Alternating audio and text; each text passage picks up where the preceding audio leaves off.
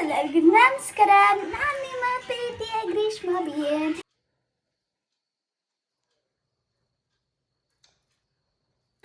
ನನ್ನ ತಲೆಗೆ ಎಣ್ಣೆ ಹಾಕಿಸ್ಕೊಳ್ಳೋದು ಅಂದ್ರೆ ಸಖತ್ ಇಷ್ಟ. ಯಾಕಂದ್ರೆ ಕಳ್ಳಿ ನೀನು ಚಾಕ್ಲೇಟ್ ತಗೊಂಡಿದ್ಯಾ?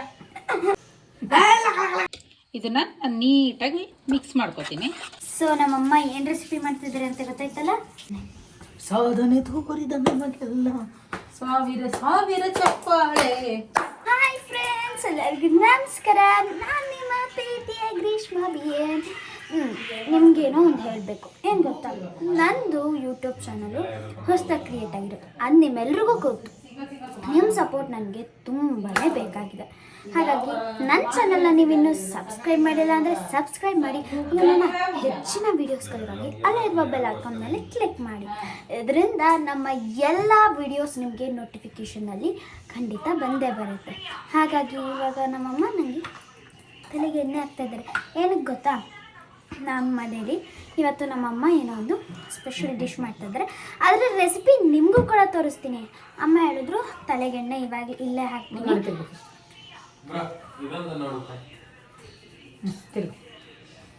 ತಲೆಗೆಣ್ಣೆ ಇಲ್ಲೇ ಹಾಕ್ತೀನಿ, ಹೊರಗಡೆ ಹೋಗಿ ತಲೆ ಬಾಚ್ಕೊಬಾ ಅಂತ. ಸೊ ಇವಾಗ ತಲೆಗೆಣ್ಣೆ ಹಾಕಿಸ್ಕೊತಾ ಇದ್ದೀನಿ.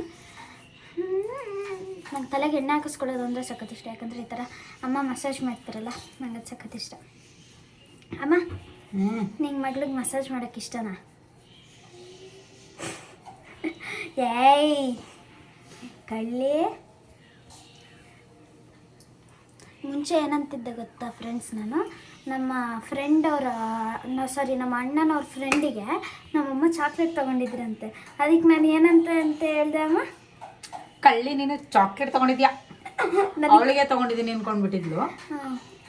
ಸೊ ಹಂಗಾಗಿ ನನಗೆ ಪೂಸಿ ಹೊಡೆದಿದ್ದು ಚಂದ. ಅದು ಕಳ್ಳಿ ನೀನು ಚಾಕ್ಲೇಟ್ ತೊಗೊಂಡಿದ್ಯಾ ಅಂದರೆ ನನಗೆ ಕೊಡು ಅಂತ ಅವಳು ಕೇಳ್ತಾಯಿದ್ಲು. ಆಮೇಲೆ ನನ್ನ ಮಗನ ಫ್ರೆಂಡ್ಗೆ ತೊಗೊಂಡೋಗಿ ಕೊಡೋದಿತ್ತು, ಅವ್ನ ಬರ್ಡೇನೋ ಏನೋ ಇತ್ತು ಅಂತ ಅಲ್ಲಿ ತೊಗೊಂಡೋಗಿ ಕೊಟ್ವಿ. ಸೊ ಭಾಳ ಬೇಜಾರು ಮಾಡ್ಕೊಂಡಿದ್ಲು ಗ್ರೀಷ್ಮ. ಬಟ್ ನಮ್ಮಮ್ಮ ಇವಾಗ ಎಷ್ಟೊಂದು ಕೊಡಿಸ್ತಾರೆ ಗೊತ್ತಾ. ಗೈಸ್, ಇವಾಗ ನಮ್ಮಮ್ಮ ಆ ರೆಸಿಪಿ ಹೇಳಿದ್ನ, ಅದ್ರ ಹೆಸರು ಹೇಳಿಲ್ಲ, ಬಟ್ ನಿಮಗೆ ತೋರಿಸ್ತೀನಿ ಅದು ಏನು ಅಂತ. ಅಮ್ಮ ಅದಕ್ಕೆ ಎಲ್ಲ ರೆಡಿ ಮಾಡ್ಕೋತಾ ಇದ್ದಾರೆ ಐಟಮ್ಸು. ನನ್ನ ಫೇವ್ರೆಟ್ ಡಿಶ್ ಅದು, ಬೇಕಿದ್ರೆ ಕೇಳಿ ನಮ್ಮಮ್ಮ. ನಾನು ಚಿಕ್ಕವಳಿದ್ದಾಗ ಏನಾಗಿತ್ತು ಗೊತ್ತಾ, ನಮ್ಮ ತಲೆ ಹೊಡ್ಕೊಂಬಿಟ್ಟಿದ್ದೆ. ಹೇಗೆ ಅಂದರೆ, ನಾನು ಏನು ಬಾತ್ರೂಮ್ಗೆ ಹೋಗಿ ಬಂದೆ. ಏನಾಯ್ತಮ್ಮ, ಬಂದೋಳೆ ಹಾರಿದ್ಲು. ಹಾರಿದೆ. ಅಲ್ಲಿ ನಾನು ಇನ್ನೂ UKG ಇದ್ದೆ, ಹಾರಿದೆ, ಬಿದ್ದೆ. ಅದು ತುಂಬ ಶಾರ್ಪ್ ಇತ್ತು, ಎಳ್ದು ಬಿದ್ದು. ಅಂದ್ರೆ ಹಾಕಿದ್ರು 3 ಸ್ಟಿಚ್ ನನಗೆ ಏನು ಅಂತಾನೆ ಇಲ್ವಂತೆ. ಸುಮ್ಮನೆ ರಕ್ತ ಬರ್ತಿದ್ರು, ಸುಮ್ಮನೆ ಕೂತಿದ್ದಂತೆ. ಆವಾಗಿಂದಾನೆ ತಲೆ ಕೆಟ್ಟಿದ್ದು ಫ್ರೆಂಡ್ಸ್ ಇವಳಿಗೆ. ಅಮ್ಮ, ನಮ್ಮಮ್ಮ ಅಷ್ಟಾರು ಹೇಳಿದ್ರು, ಸದ್ಯ ಹಿಂಗೆ ತಲೆನೇ ಇಲ್ಲ ಅಂದ್ಬಿಟ್ಟಿದ್ರೆ ನನ್ನ ಮಾನ ಬರೆಯೋದೇ ಹೊಟ್ಟೆ. ಯಾರಿಗೂ ಹೇಳ್ಬೇಡಿ ಫ್ರೆಂಡ್ಸ್. ನಾನಿವತ್ತು ಬದನೆಕಾಯಿ ಪೋಡಿ ಮಾಡ್ತಾಯಿದ್ದೀನಿ, ಅಂದರೆ ಚಟ್ಟಿ ಅಂತಲೂ ಹೇಳ್ತಾರೆ. ಅದಕ್ಕೆ 2-3 ಥರ ಬೇಳೆಗಳನ್ನು, ಕಾಳು ಮತ್ತು ಅಕ್ಕಿ ಎಲ್ಲ ನೆನೆಸಿಟ್ಕೊಂಡಿದ್ದೀನಿ. 4 ಅವರ್ಸ್ ಕೆಳಗೆ ನೆನೆಸಿಟ್ಟಿದ್ದೀನಿ. ಸೊ ಇದನ್ನು ರುಬ್ಕೋಬೇಕು, ದೋಸೆ ಹಿಟ್ಟಿನ ಥರ ರುಬ್ಕೋಬೇಕು. ಅದಕ್ಕೆ ಮಸಾಲೆ, ಒಣಮೆಣಸಿನ್ಕಾಯಿ, ಕಾಯಿ ತುರಿ, ಇಂಗು ಸ್ವಲ್ಪ ಜಾಸ್ತಿ ಹಾಕ್ಕೊಂಡ್ರೆ ತುಂಬ ಚೆನ್ನಾಗಾಗುತ್ತೆ. ಧನಿಯಾ, ಹುಣಸೆಹಣ್ಣು, ಜೀರಿಗೆ. ಇನ್ನೂ ಕೆಲವರು ಇದಕ್ಕೆ ಬೇರೆ ಬೇರೆ ಥರನೂ ಮಾಡ್ತಾರೆ, ಬೆಳ್ಳುಳ್ಳಿ ಹಾಕ್ಕೋಬೋದು. ನಾನು ಬೆಳ್ಳುಳ್ಳಿ ಹಾಕ್ತಾಯಿಲ್ಲ. ಹಾಗೆ ಈ ಥರ ಧನಿಯಾ ಇದ್ರ ಮಸಾಲೆನೂ ಇನ್ನೂ ಬೇರೆ ಬೇರೆ ಹಾಕ್ಕೋತಾರೆ, ಬಟ್ ನಾನು ಏನೂ ಹಾಕಲ್ಲ, ಪ್ಲೈನಾಗಿ ಇಷ್ಟೇ ಮಾಡ್ಕೋತೀನಿ. ಈಗ ಇದಿಷ್ಟನ್ನು ನಾನು ರುಬ್ಕೋತೀನಿ. ಸೊ ನಮ್ಮಮ್ಮ ಏನು ರೆಸಿಪಿ ಮಾಡ್ತಿದ್ದಾರೆ ಅಂತ ಗೊತ್ತಾಯ್ತಲ್ಲ. ಅಮ್ಮ, ಪೋಡಿ ಪೋಡಿ. ನಮ್ಮ ಅಣ್ಣನ ತೋರಿಸಿಲ್ಲಲ್ಲ, ತೋರಿಸಿದ್ದೀನಿ. ನಮ್ಮ ಅಣ್ಣ ಇವತ್ತು ಎಕ್ಸಾಮ್ ಬರ್ಕೊಬಂದಿದ್ದಾನೆ. ಸಾಧನೆ ತೋರಿದ ನಮಗೆಲ್ಲ ಸಾವಿರ ಸಾವಿರ ಚಪ್ಪಾಳೆ. ಹೆಂಗೆ ಮಾಡ್ದೆಪ್ಪ ಎಕ್ಸಾಮು? ಚೆನ್ನಾಗಿ ಮಾಡಿದೆ. ಹೌದಾ? ಯಾವ ಸಬ್ಜೆಕ್ಟ್ ಹೇಳಿರುತ್ತೆ? ಕೆಮಿಸ್ಟ್ರಿ. ಹೆಂಗೆ ಬರ್ದಿ? ಸೂಪರ್, ಆಸಮ್ ಆಗ್ಬಿಡ್ತಾರೆ. ಅಮ್ಮ ಇವಾಗ ಸ್ವಲ್ಪ ಡ್ರಿಲ್ ಮಾಡಿಟ್ಕೊಂಡಿದ್ದಾರೆ.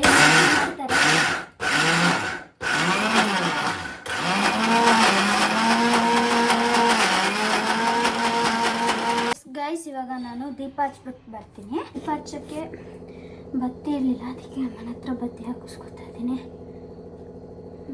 ಮೇಲಿಂದ ತಂದೆ ಬತ್ತಿ, ಅದಕ್ಕೆ ಸುಸ್ತಾಗಿ ಹೋಗಿದ್ದೀನಿ.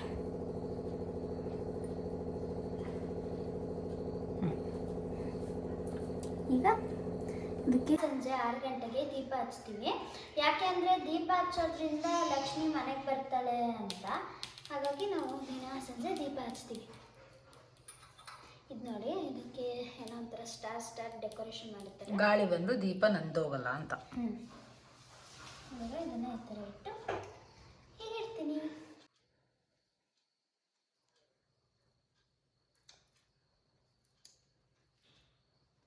ನೋಡಿ, ನಾನಿಲ್ಲಿ ಹಿಟ್ಟನ್ನು ರುಬ್ಕೊಂಡಿದ್ದೀನಿ. ಸ್ವಲ್ಪ ಎತ್ತಿಟ್ಕೋತೀನಿ, ಯಾಕೆಂದರೆ ಇದರಿಂದ ದೋಸೆ ಪಡ್ಡು ಏನು ಬೇಕಾದರೂ ಮಾಡ್ಕೋಬೋದು. ಮಸಾಲೆ ರುಬ್ಬಿದನ್ನು ಸೇರಿಸ್ಕೊಂಡ್ಮೇಲೂ ಮಾಡ್ಬೋದು. ಮಸಾಲೆ ಥರ ಅಂದರೆ ಉಪ್ಕಾರದ ದೋಸೆ ಅಂತ ನಾವು ಹೇಳ್ತೀವಿ, ಮಸಾಲೆ ದೋಸೆ ಥರ ಆಗುತ್ತೆ.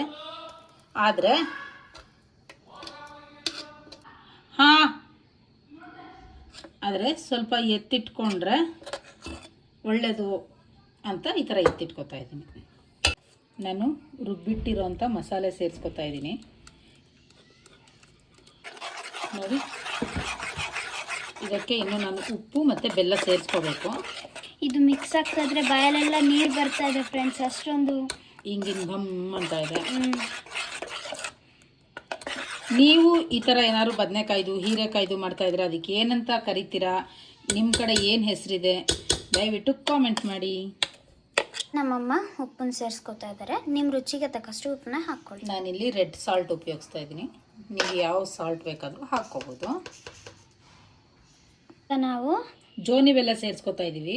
ಅಂದರೆ ಇದು ಉಂಡೆ ಬೆಲ್ಲ, ಯಾವ ಬೆಲ್ಲ ಅಲ್ಲ, ಇದು ಊರ ಕಡೆ ಆಲೆ ಮನೇಲಿ ಸಿಕ್ಕುತ್ತಲ್ವ ಆ ಬೆಲ್ಲ. ಸೊ ಪ್ಯೂರ್ ಬೆಲ್ಲ. ಸೊ ಬೆಲ್ಲ ಆ್ಯಡ್ ಮಾಡ್ಕೊತಾ ಇದ್ದೀನಿ.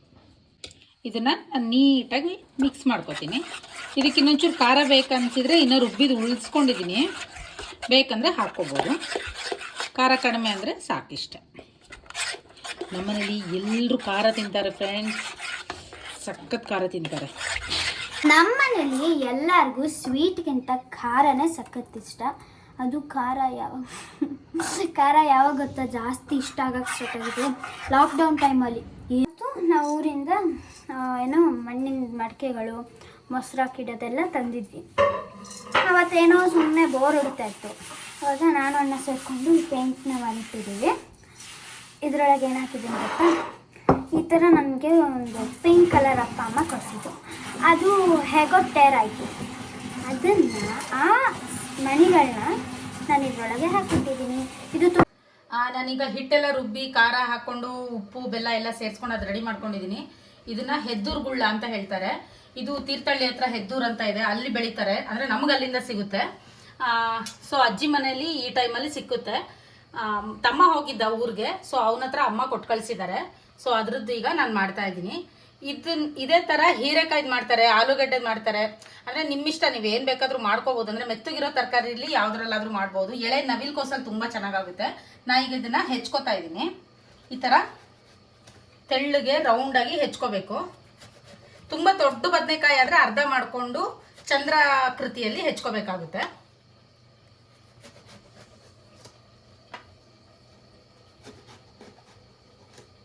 ನೋಡಿ, ಈ ಥರ ಪೀಸ್ಗಳನ್ನು ಮಾಡಿಕೊಂಡು ಹಿಟ್ಟಲ್ಲಿ ಅದ್ದಿ ನಾವು ಹಂಚ ಮೇಲಿಟ್ಟು ಬೇಯಿಸ್ಕೋಬೇಕಾಗುತ್ತೆ. ನೋಡಿ, ಇಲ್ಲಿ ಬದನೆಕಾಯಿ ಇಷ್ಟು ದೊಡ್ಡದಿದೆ. ಇದು ಒಂದು ಬದನೆಕಾಯಿ ಅರ್ಧ kg ಬರುತ್ತೆ. ನನ್ನ ಅಂಗೈ ಫುಲ್ ತುಂಬಿದೆ. ನೋಡಿ ಇಲ್ಲಿ ಎಷ್ಟು ದೊಡ್ಡದು ಬದನೆಕಾಯಿ. ಬಟ್ ಟೇಸ್ಟ್ ಮಾತ್ರ ಸಖತ್ತಾಗಿರುತ್ತೆ. ತುಂಬ ಎಳೆದಿರುತ್ತೆ.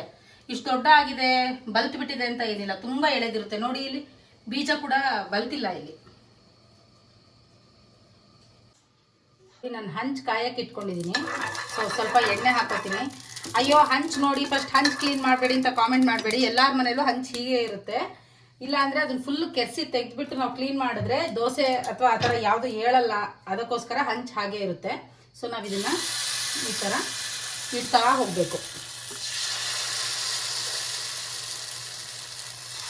ನೋಡಿ, ಈ ಥರ ಅದ್ದಿ ಈ ಥರ ಇಡೋದು. ಹಂಚು ತುಂಬಾ ಇಟ್ಕೋಬೋದು. ನೋಡಿ, ನಾನು ಹಂಚು ಮೇಲೆ ಪೋಡಿ ಹಾಕಿದ್ದೀನಿ. ಅದೀಗ ಒಂದು ಸೈಡ್ ಬೆಂದಿದೆ. ಅದನ್ನು ಈಗ ನಾನು ಉಲ್ಟಾ ಮಾಡಿ ಹಾಕಬೇಕು. ಸಖತ್ತಾಗಿರುತ್ತೆ. ನೀವು ಒಂದ್ಸರಿ ಟ್ರೈ ಮಾಡಿ. ಇದನ್ನು ನಾನೀಗ ಮುಚ್ಚಿ ಬೇಯಿಸ್ಕೊತೀನಿ, ಆಮೇಲೆ ತೋರಿಸ್ತೀನಿ. ಇದನ್ನು ನೀವು ಡೀಪ್ ಫ್ರೈ ಕೂಡ ಮಾಡ್ಕೋಬೋದು, ಬಟ್ ಎಣ್ಣೆ ಸ್ವಲ್ಪ ಹೀರ್ಕೊಳ್ಳುತ್ತೆ, ಅಂದರೆ ಎಣ್ಣೆ ಕುಡಿಯುತ್ತೆ, ಬಟ್ ಟೇಸ್ಟ್ ಮಾತ್ರ ತುಂಬ ಚೆನ್ನಾಗಾಗುತ್ತೆ. ಕೆಲವ್ರಿಗೆ ಇಷ್ಟ ಆಗಲ್ಲ, ಸೊ ಹಾಗಾಗಿ ತವಾ ಫ್ರೈ ಮಾಡ್ಕೋತಾ ಇದ್ದೀವಿ. ನಾನೀಗ ಇದನ್ನು ಮುಚ್ಚಿಟ್ಟು ಸಿಮ್ಮಲ್ಲಿ ಒಂದು 2ರಿಂದ 3 ನಿಮಿಷ ಬೇಯಿಸ್ಕೊತೀನಿ, ಆಮೇಲೆ ಉಲ್ಟಾ ಮಾಡಿ ಹಾಕ್ತೀನಿ. ಇದನ್ನು ನಾನು ಮುಚ್ಚಿಟ್ಕೊಂಡು ಬೇಯಿಸ್ಕೊಂಡಿದ್ದೀನಿ. ಸೊ ಈಗ ಇದನ್ನ ಉಲ್ಟಾ ಮಾಡಿ ಹಾಕಬೇಕು. ನೋಡಿ ಎಂಥ ಕಲರ್ ಬಂದಿದೆ ಅಲ್ಲ, ಸಖತ್ತಾಗಿದೆ. ಇದು ನಾನು ಇಡುವಾಗ ಈ ಥರ ಒಂದೊಂದು ಜಾಯಿನ್ ಆಗಿಬಿಟ್ಟಿದೆ. ವಾವ್, ನೋಡಿ ಎಷ್ಟು ಕಲರ್ಫುಲ್ಲಾಗಿ ಗರ್ಗರಿಯಾಗಿದೆ. ಇದು ಆ್ಯಕ್ಚುಲಿ ತಿಂದರೆ ಕರಂ ಕುರುಮ್ ಅಂತ ಸಖತ್ತಾಗಿರುತ್ತೆ. ನೀವು ಒಂದ್ಸರಿ ಮನೇಲಿ ಟ್ರೈ ಮಾಡಿ. ಆ ಬದನೆಕಾಯಿ ಸಿಕ್ಕಿಲ್ಲ ಅಂದರೆ ಆಲೂಗಡ್ಡೆ, ಎಳೆ ನವಿಲುಕೋಸು, ಹೀರೆಕಾಯಿ, ನಿಮ್ಮ ಇಷ್ಟವಾಗಿರೋ ತರಕಾರಿಲಿ ನೀವು ಆರಾಮ್ಸೆ ಮಾಡ್ಕೋಬೋದು. ನೋಡಿ ಇಲ್ಲಿ ಗ್ರೀಷ್ಮ ಕೊಡ್ತಾ ಇದ್ದೀನಿ. ಇದಕ್ಕೆ ಆ್ಯಕ್ಚುಲಿ ಬೆಣ್ಣೆನ ಈ ಥರ ಸೌರ್ ಬಿಟ್ಟು ತಿಂದರೆ ಸಖತ್ತಾಗಿರುತ್ತೆ. ನೋಡಿ ನೀರು ಬರ್ತಾ ಇದೆ. ತಗೋ, ಬಿಸಿ ಬಿಸಿ ಇದೆ, ಬಿಸಿ ಇದೆ. ಒಳಗಡೆ ಬದನೆಕಾಯಿ ತುಂಬ ಮೆತ್ತಗಿರೋದ್ರಿಂದ ಬಿಸಿ ಇರುತ್ತೆ. ನೋಡ್ಕೊ ನೋಡ್ಕೊ ನೋಡ್ಕೊ.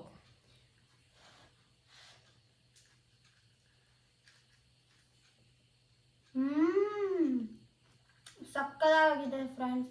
ನೀವು ಕೂಡ ಟ್ರೈ ಮಾಡಿ, ಹೇಗಿದೆ ಅಂತ ಕಮೆಂಟ್ ಸೆಕ್ಷನಲ್ಲಿ ಕಮೆಂಟ್ ಮಾಡಿ.